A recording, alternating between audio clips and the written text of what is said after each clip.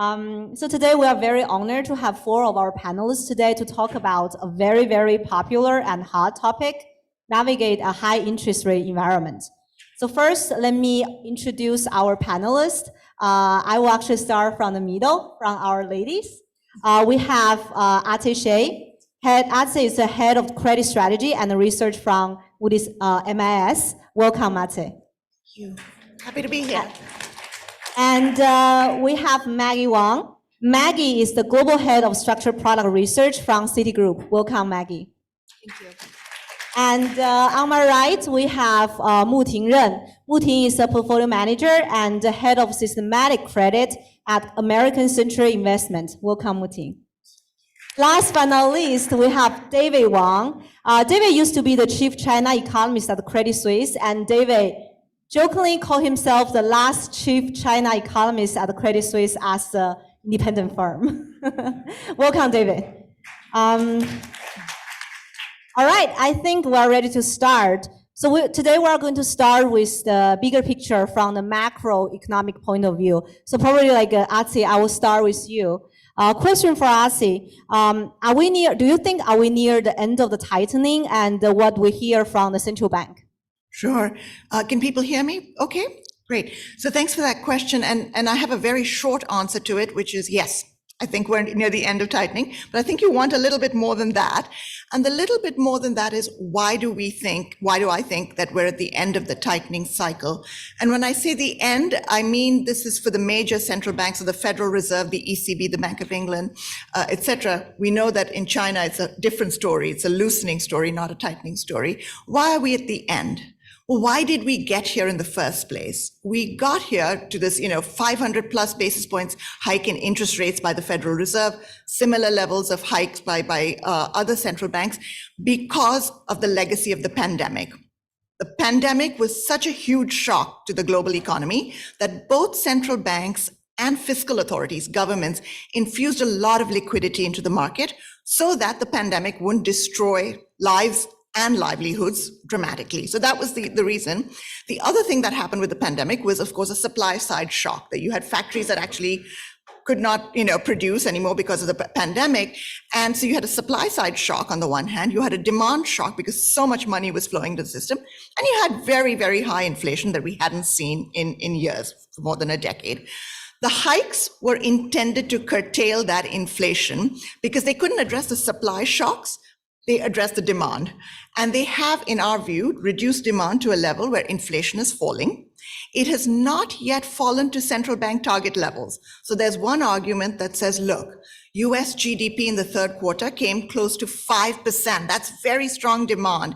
Inflation is still well above the central bank's target of 2%. Why are you saying that the Federal Reserve, for instance, is at the end?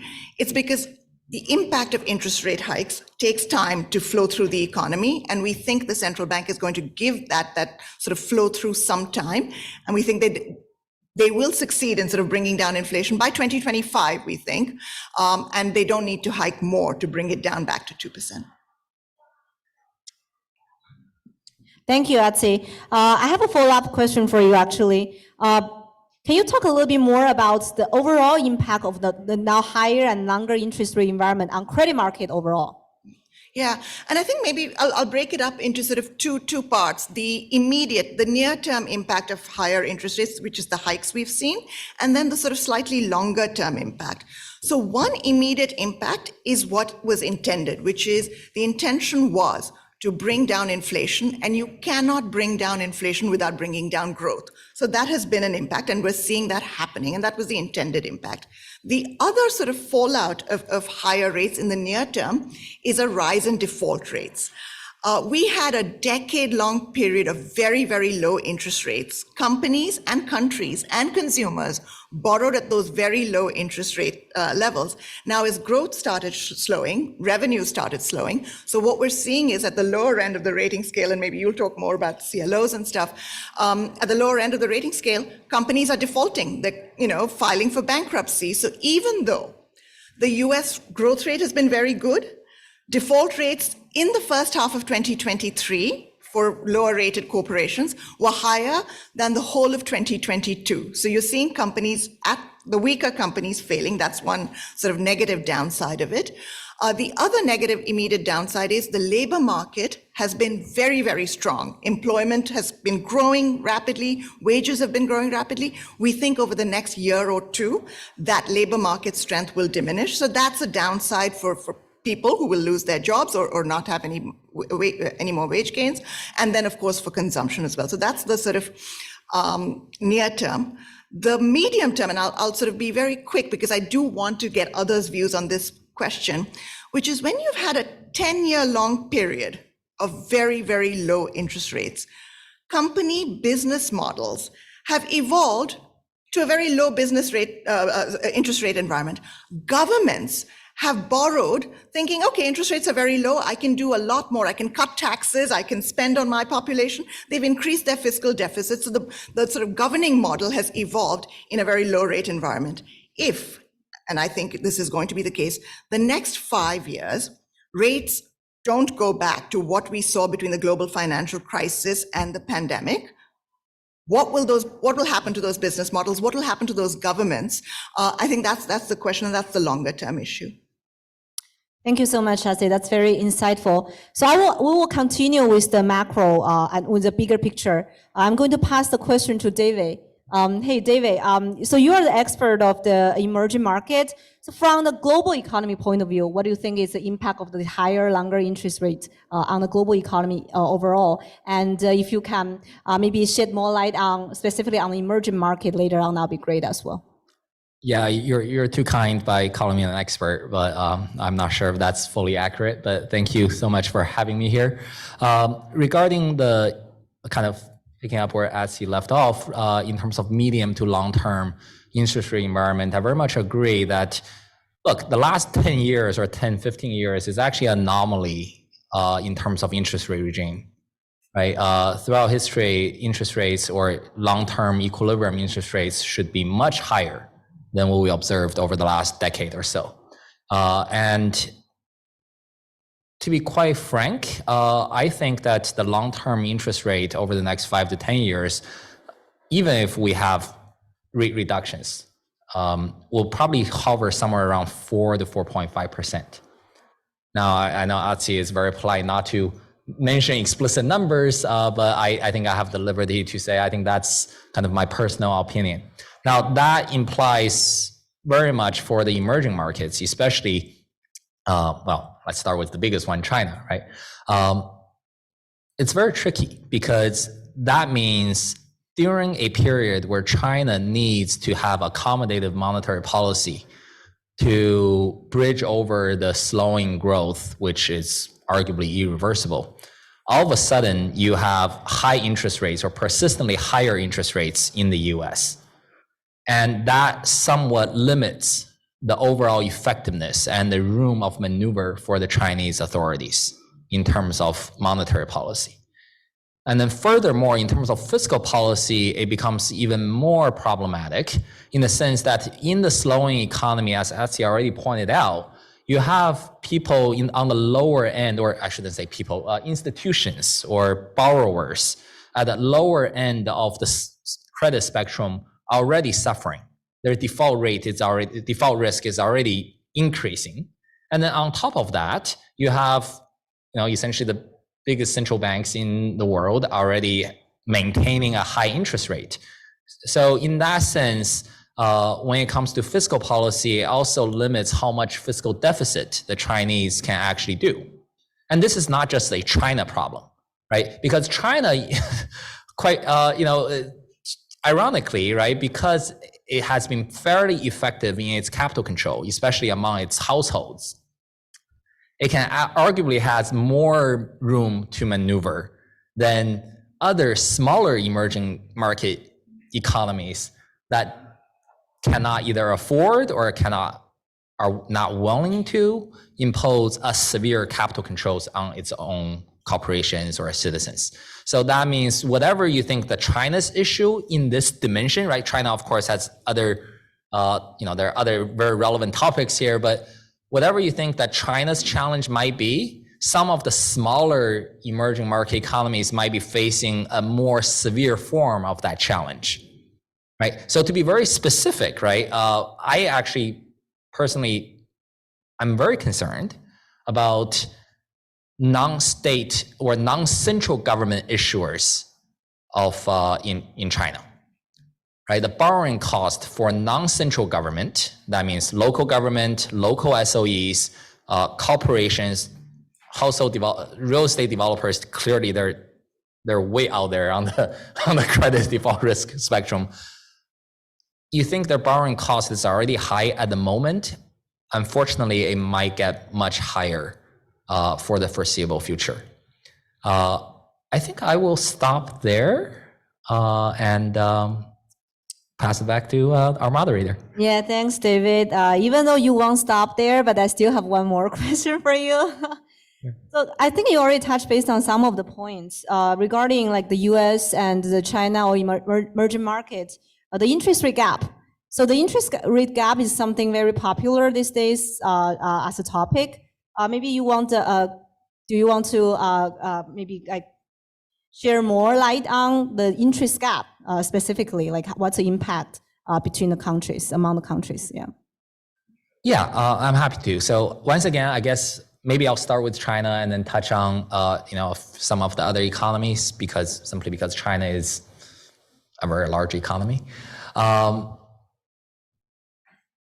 The interest rate gap between US and China will remain persistently wide.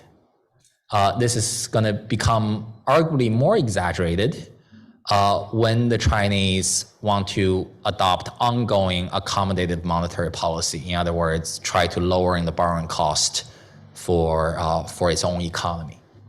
And typically, of course, if for those of us who took econ or macro 101, we would say, well, that higher interest rate gap would apply downward pressure or depreciation pressure on the currency that has the lower interest rate, and in this case, the RMB. This is where it becomes more subtle.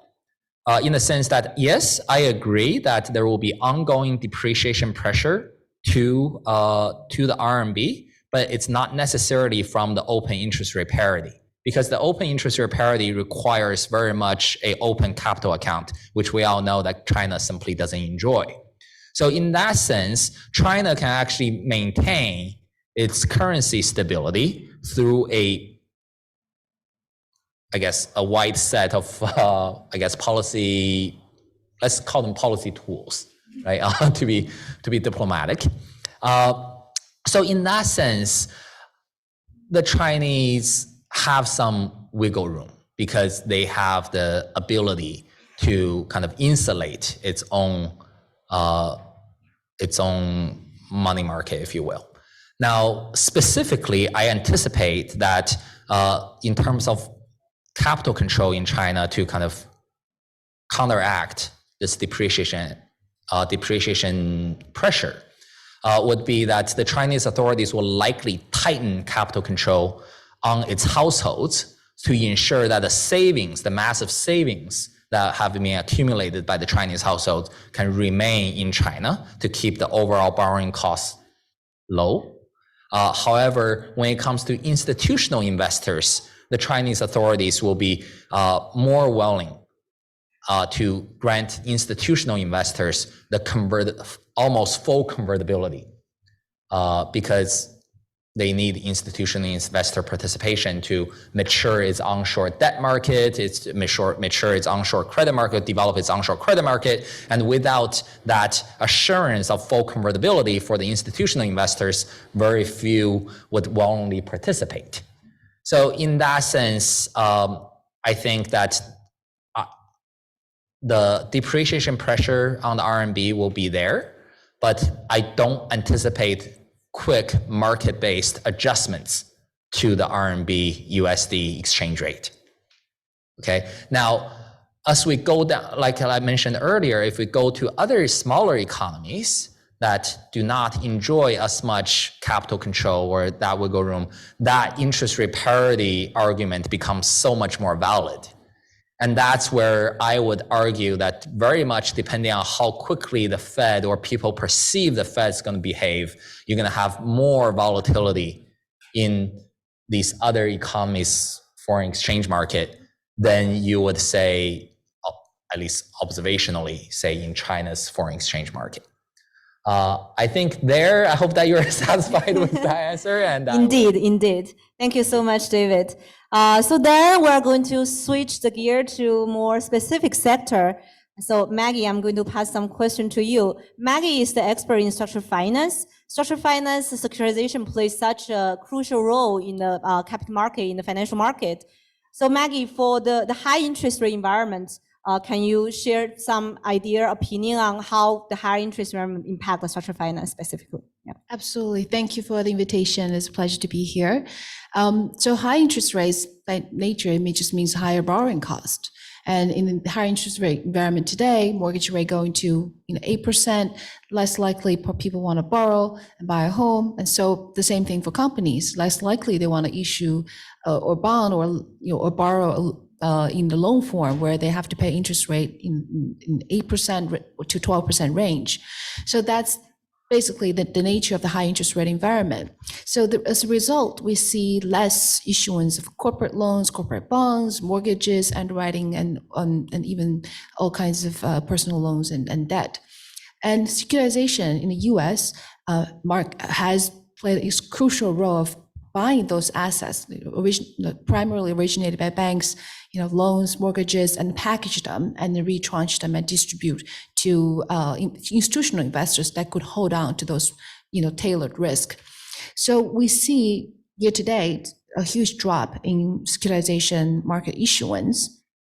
For example, mortgages, residential mortgages dropped by 45% issuance. Commercial real estate backed CMBS, commercial real estate paper dropped by 42%. IG and high yield and investment grade corporate bonds, high yield corporate bonds also dropped significantly. And CLOs, which buys the leveraged loan, 70% of the leveraged loans issued by American companies like Delta, American Airlines, even Citadels and Jane Street of the world, that loan market issuance dropped and CLOs dropped by 30% in issuance. So overall, less demand. And then second impact, let's take a look at the returns. So clearly in the rising interest rate environment, fixed rated instruments would underperform because bond math, right? Higher interest rate, the same coupon, lower bond price.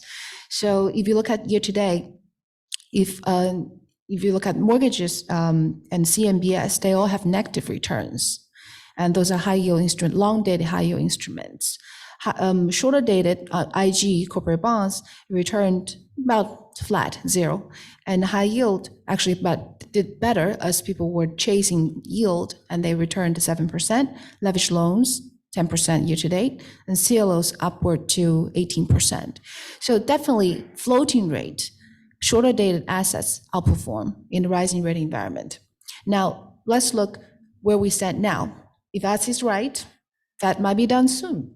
So this might be an opportunity to peak back some of the underperforming fixed rate assets. But in my view, I think shorter dated, higher liquidity, floating rate asset would have an even important role in capital allocation or asset allocation. I guess Muting will talk about later and share his view, because people value more and more about liquidity. So if you have a 30-year fixed rate duration bond, and in any rate rising environment, that bond is going to suffer in performance, in price, and probably less liquidity as well. So I think people are going to rethink about the asset allocation, how much allocate to public market, and between that equity and fixed income, and how much to private market. We definitely see a bifurcation in performance across the market. So asset allocation aside, performance will come down to the individual asset class and the individual business models that as you was talking about. In the leveraged loan space, where you see those lower rated corporate loans basically issued by medium-sized companies, you see people who is a good business model, good cash flowing, a balance sheet, still able to borrow at interest rate of say SOFR plus 300, so that's like 8.5%, where the weaker business, that questionable business model would have to borrow today at SOFR plus 700. So that's almost 13% interest rate. And think about it just for a second. What's the net margin of these companies? What's Tesla's margin is in the teens too. And a lot of those companies couldn't pass the inflation, the higher labor cost, higher supply chain cost to the end customers. So they would have to suffer. And we already talked about default rate a little bit, just to give you a sense. Right now in the corporate leverage loan market, the lower end of the company's loans, they're defaulting at 3% to 4% already. And if interest rates do not rise and stay where we are, we're probably going to see 5% default rate next year. Pretty likely. And that's going to continue to climb because companies had enjoyed low interest rates for the longest time, since last financial crisis and during pandemic, and they have refinanced a lot of their debt to 2025, 2026 maturity. And when that comes up, if we're still in a high interest rate environment, they're going to have a hard time refinancing lower their borrowing cost. So I think the bifurcation will be a key theme in credit and almost in everything business sector, because you will see you will see one group of people, companies and business able to still generate revenues and cash flow and bear the cost of higher borrowing cost, and they can survive and wait until the day interest rates will be lowered. And yet another group of companies who are just buying their time, as much time as they can buy.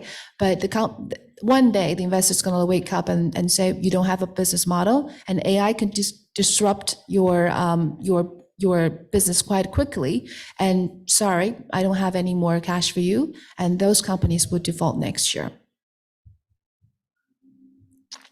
Thank you. Thank you so much, Maggie. And Maggie, since you mentioned recently you started looking into the private credit market as well, which absolutely is another very, very popular topic. And also, I would believe private credit is definitely one of the areas actually boom and benefit from this high interest environment. I'm just wondering, what's your opinion on the private credit market overall? Absolutely. Yeah, private credit is a very hot topic right now. And it's almost like everyone wants to talk about private credit more than private equity these days. So let's take a step back. Why private credit is so hot? I think the primary reason that higher interest rates means higher returns for the lenders. So in the longest time, it was so hard to find double-digit return. And then most hedge funds would target double-digit, but have hard time always meeting that goal. But now, if you just lend it to a troubled company, or say a good company, you can get 8% interest rate, or you can lend to someone who's suffering from job losses or couldn't meet their mortgage payment. You can also get teens return. It's pretty attractive from a historical perspective. Actually, you're killing it. So I think private credit is able and has the potential to generate those returns. But take another step back, why we're here today and why private credit has all of a sudden picked up so much steam. So private credit was also nicknamed as shadow banking. And we all remember what happened in 2007 and financial crisis. Banks suffered a lot. Quite a few banks, get bailed out. So Fed at the time, after that, basically came up with various regulations to make sure banks' balance sheet would be clean and would not need to be rescued, if we're in a recession again. And about a decade ago, people who followed the credit market probably remember there was a lending guideline issued to the banks, basically saying, hey, banks, if you want to lend to those companies, if it's a higher levered company or has suboptimal cash flows, you should think again. We don't encourage you to lend to them. I remember actually Credit Suisse being one of the banks who did at a time lend to a few higher level companies get dinged by the regulators. That's actually the origin of the private credit, because banks were encouraged to practice more conservatively, and they cannot take the risk which they usually could take before. So that in turn has already started the phase of pushing risk to the private sector. And the Fed's mission is very clear. If banks are taking deposits, we want to make sure, they are as safe as possible, as simple as possible. So that has spurred the growth in private credit market to a market of 1.5 trillion today. And what's happening is, as private credit, the market grow, public market also dropped in evaluation. So a lot of asset allocators now thinking, well, the public market is, it's actually a smaller portion of our portfolio now because private just hasn't shrunk in their evaluation. And they're private by nature, they don't mark to market. And that's another benefit to investors who want to hide out in a recessionary environment because they worry about the price drop, from the public equity book, from their long duration investments, fixed rate investments. So I think that both contributed to the market. Well, there's risk and opportunities. Opportunities, I'll talk about that later. The risk is actually in the market of 1.5 trillion, they're sitting on a lot of dry powder. They're sitting on about $500 billion money to be deployed. But just a few minutes ago, we talked about companies are less willing to borrow at high interest rate, and which, they don't really make much money besides paying the loans. So we are facing less the dilemma that there's a lot of capital wanted to be deployed. And on the other hand, not enough good credible companies want to borrow. So in a sense, the private credit market also is taking out some of the risk from the public market because they're eager to deploy. And that's the risk I see quite a lot. A lot of companies are not defaulting simply because there's capital available to lend, and we call it amend and extend or amend and pretend. So in a few years, that problem will come up and there'll be a reality check, but we won't know until now because they just, get amended and extended. So that's the risk. The opportunity is banks are facing a mounting regulatory pressure to shift additional assets off their balance sheet after Signature Bank and the First Republic and SVB collapse. So right now, banks are not only not encouraged to lend to riskier companies, they actually have to think strategically, selling very good quality assets to reduce their balance sheet and reduce their capital charge. So the opportunity to me is to actually participate in that market and partner with asset owners, banks, or other asset owners that are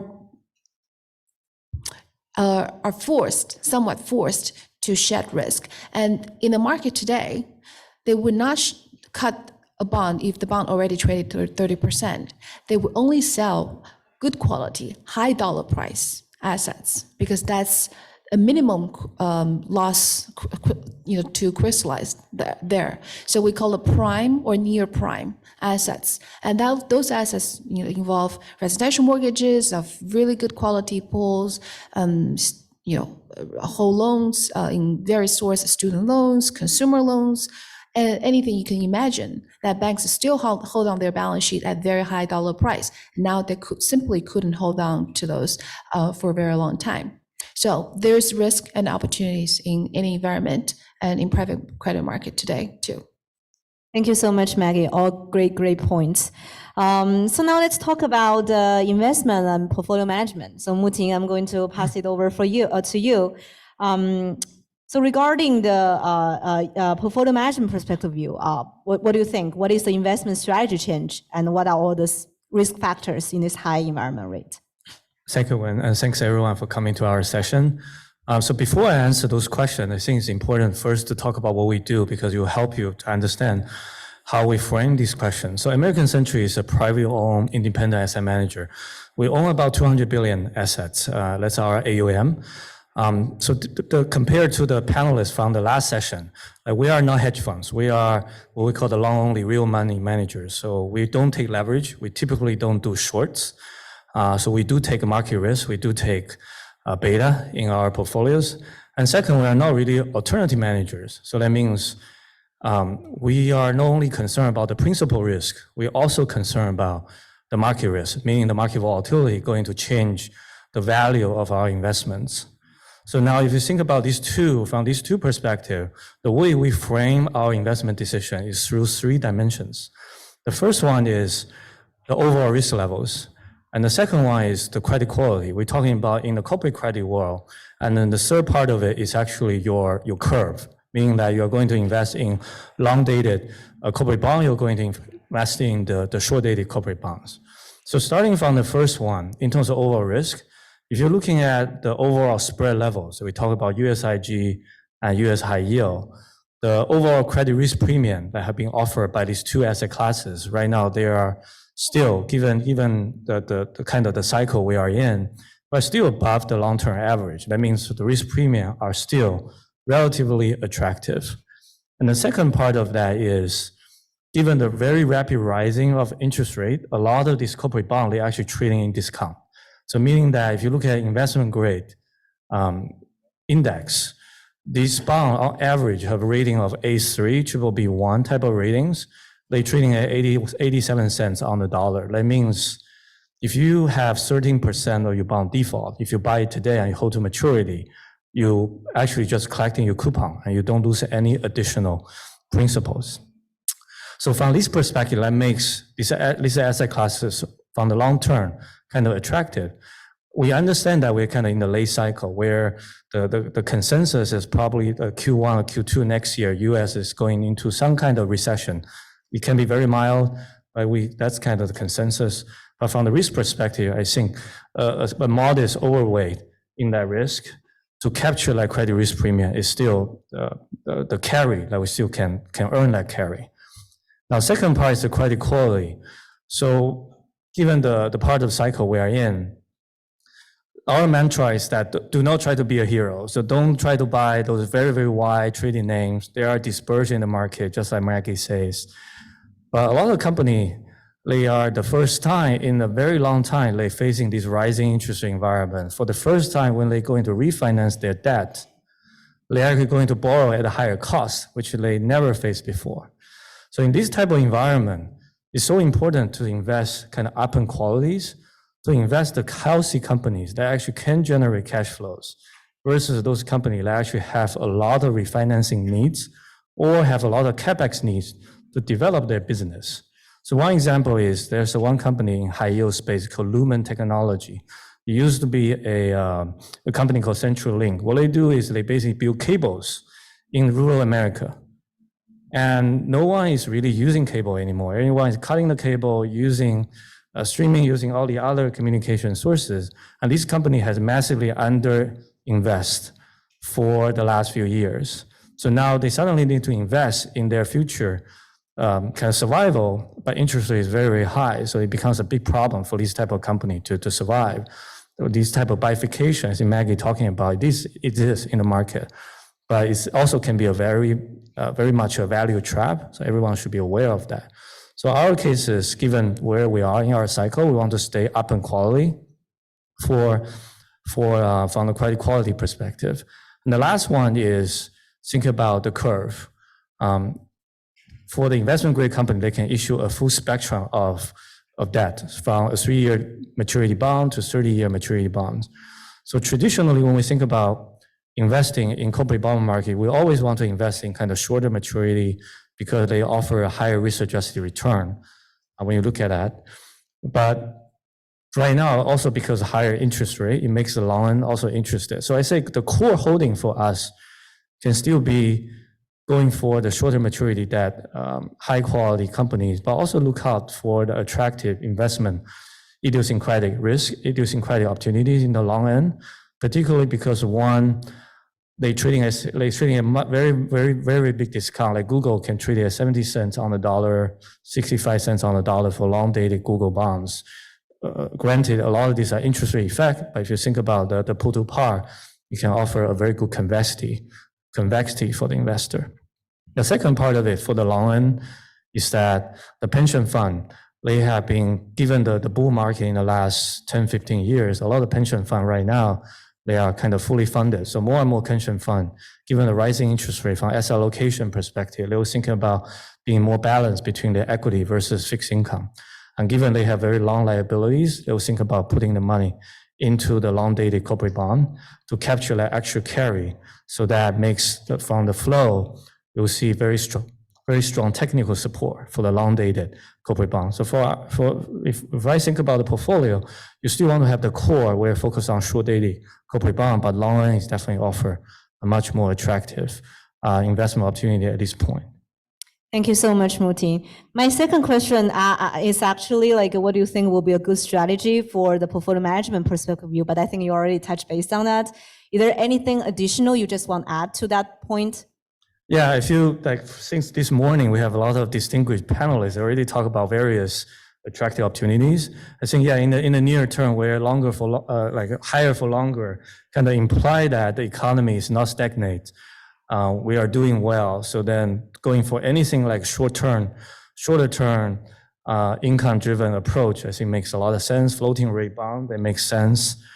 And from the second area I'm start thinking about is what's the end game right now? Because higher for longer, eventually it's going to stop. And we all know that like US government right now, they are running a very unsustainable physical path compared to the household or even compared to the corporate. We talk about how bad the corporate is. But last year when the corporate bond, they're issuing tons of debt, we all worry about why they're going to accept rates at 5%, 6%. But now we see those corporate actually issuing last year, we feel like they are doing a great job of timing the market. Because if they issue today, they're going to facing an even higher financing costs. And that's why when we look at the fundamental, these corporate are actually not doing bad because they have a lot of cash on their balance sheet. So they're issuing at about 5% rate. They can redeploy their cash into some kind of money market fund. So it's not really a big drag for them for higher interest rate.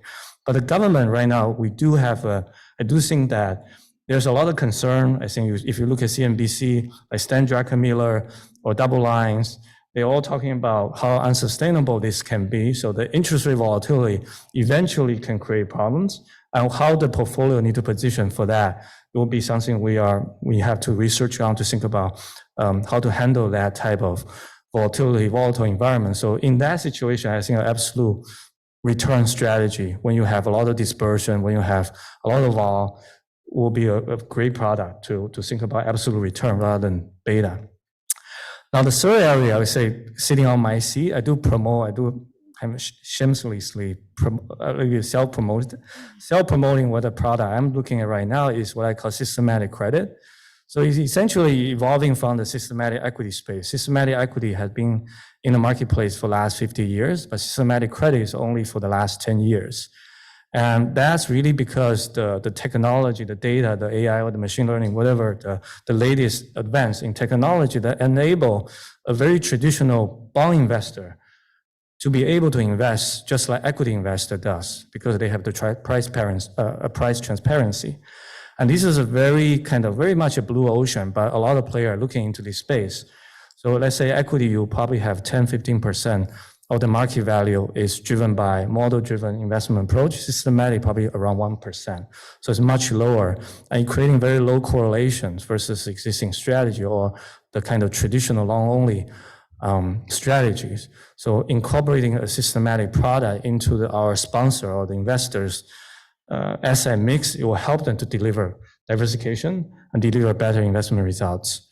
And in the same line, Maggie mentioned that private credit, I won't even talk about the merits. I think she already gave a very good answer for it. So that's where I think the good strategy, investment opportunity is for this higher for longer environment.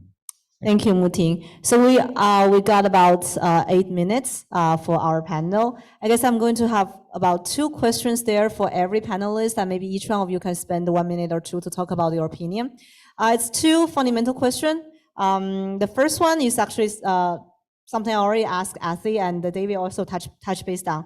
The first one is, does everyone think it is the end of the tightening, or there's room for even higher interest rates? What is your long-term view? And my second question is, what's everyone's opinion about recession or soft landing? So every panelist, please spend maybe 1 or 2 minutes to talk about it. Who want to go first? Shall I challenge my own answer? So I answered, I said, I think we're at the end. two things would make me change my mind that we're at the end of the tightening cycle. One is if we saw a resurgence of inflation that seemed sustainable. So, most people are talking about inflation coming from the war in the Middle East, and I think that's certainly a risk that you could see oil prices crank up, particularly if there was a blockade or some sort of supply shock in the Middle East. I don't know that that alone will make the Fed hike rates, because when oil prices go up to, they're currently, 90, if they went up to 120, 130, the demand for oil itself would shrink because people can't afford that. And you'd get recessionary conditions without the Fed having to hike rates. It is if you saw that supply shock, oil prices remaining at 120, but demand not falling, jobs continuing to be created, consumers continuing to dine out, going on holiday, etc., that would make me change my mind. Then the Fed would say, no, this economy needs to be cooled down much further. So that's number one. Number two, on recession, I will make a confession. This January, I had a famous bet with my colleague Mark Zandi, who's also an economist, and he and I bet. I said, look, interest rates have risen by 500 bips. There is, I think there's a very strong chance that the economy will go into recession this year, the US economy, and he bet against me. Luckily, the bet was $1. And the dollar was stronger then than it is now on a trade-weighted basis. So I'm only going to lose, a dollar. But the reason for that was that the US consumer showed huge resilience that I did not expect. I mean, to be honest, when your rates are rising so much, why did the US consumer show resilience? Because US companies did not lay off US employees the way they did during the pandemic. They kept them on. It has been very expensive to recruit. People are not laying them off. So that sort of made the consumer resilient, made the job market resilient. The other thing that we haven't mentioned in detail, but I think is very important, the topic of this conference is AI and the potential productivity benefits that are already perhaps visible. So I think that's one thing that makes the economy resilient. The IRA, the Inflation Reduction Act from the government, it's increasing the fiscal deficit, yes, but it's also creating investment. So my answer to your question, Wen, and again, maybe I'll bet only $1 to other people, is that I think growth will slow very significantly next year, but we'll probably avoid a recession. And I'm not just saying it because I lost the bet. I'm saying it because the economy is very resilient. I'll jump in quickly, and then just to pick up what Asi said, I mean, I'm thankful my job is not predicting recession. We're watching about the corporate and securitization market, but I do think there is more room for the Fed, or actually, more time for them to maneuver in a high interest rate environment, simply because two things. One, we talked about companies are not laying off, they're still refinancing. And we also talked about private credit sitting on $500 billion dry powder to do that. So we're actually seeing companies that are, having trouble raising money in the public market now finding home in the private market.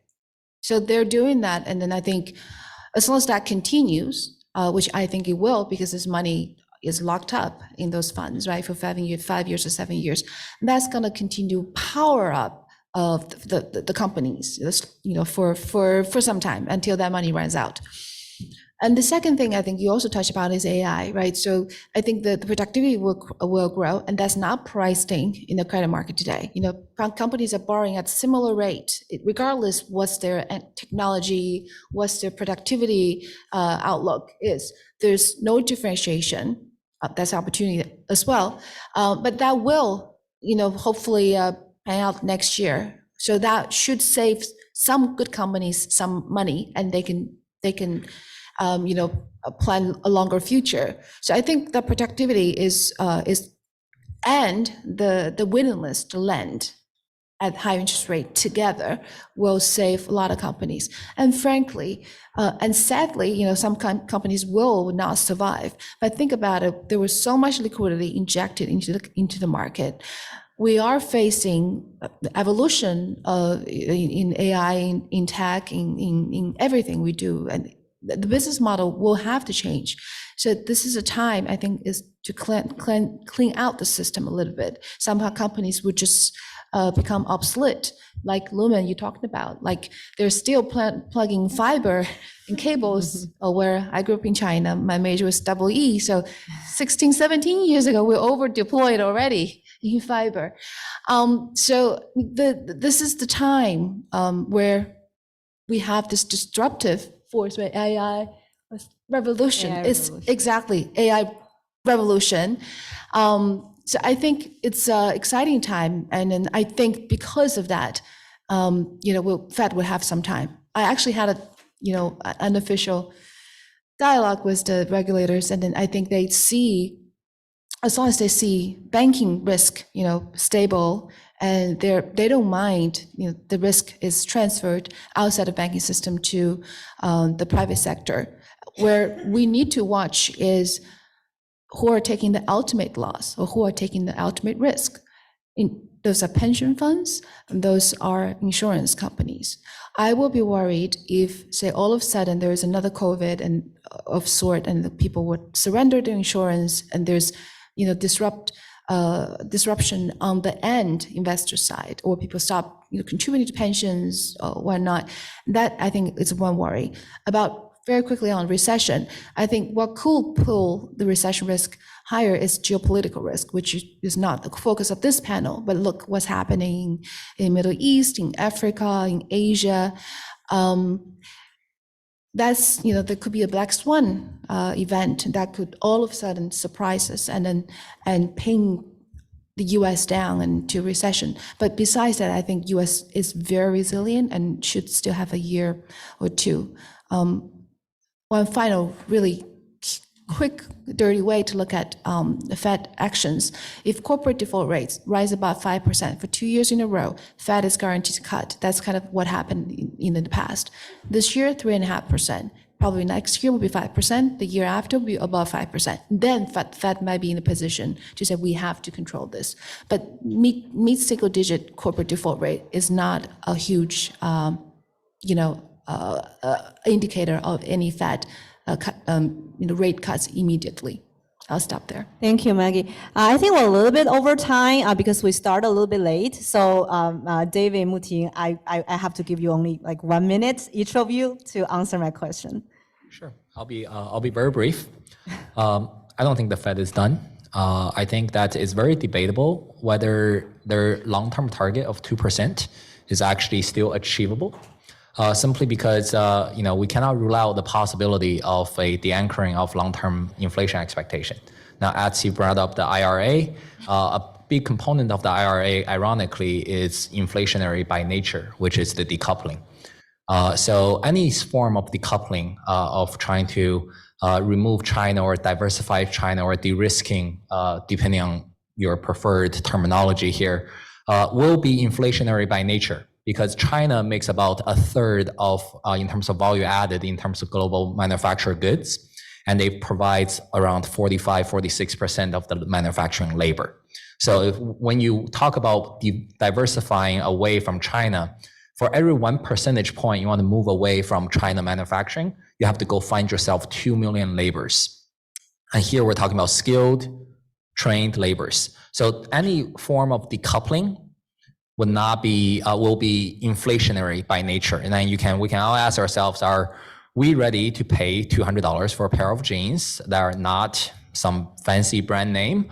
The short answer is no. So we can say perhaps the decoupling won't happen as quickly, but if we go down that route, then long-term inflation expectation will become de-anchored just like that. And when you have that, that means the Fed cannot be done. It will probably take them some time to recognize that the new long-term inflation target might need to be adjusted. And until they recognize that, they will continue to hike rates. And based on that, I'm not saying this is my baseline outlook, but I think this is a very meaningful risk that we have to recognize as investors or as market participants. And in terms of the Fed continue to, they're eager to achieve their goal. And I don't think they will stop until they see a recession is in the card. So this is very policy and path dependent. But I'm in the camp that, yes, winter is coming. I mean, clearly today it's kind of cold already in New York, but a recession in 2024 I'm willing to bet money on that. I'll stop there. $1? $1. Okay, how about you, Muting? 1 minute. Okay. Yeah, I think like Q2 2024, I do think there's a higher risk of the U.S. economy going through slowdown or maybe recession. Whether the Fed is going to cut the rate, I would say I debate this a lot. I would agree with what David was saying, that they are very data dependent, and they say they're going to be data dependent. So they're going to see enough evidence before they're actually going to act. And second, the market can just do the bidding. So the market can just cut the pricing can just really come down before they do anything. So higher for longer, I think, is going to be a major anchor for them. So that part, I do think that is going to take a bit longer for that. Thank you, Muting. Okay, so that concludes our panel discussion today. Thank you, everyone. Hope you enjoy it. Thank you. Thanks all the panelists for this insightful discussion. Winter's coming, higher for longer. I have a lot of terms here. Indeed, higher interest rate environment brings a lot of more complexities, challenges, and also a lot of more opportunities into our life and into our career.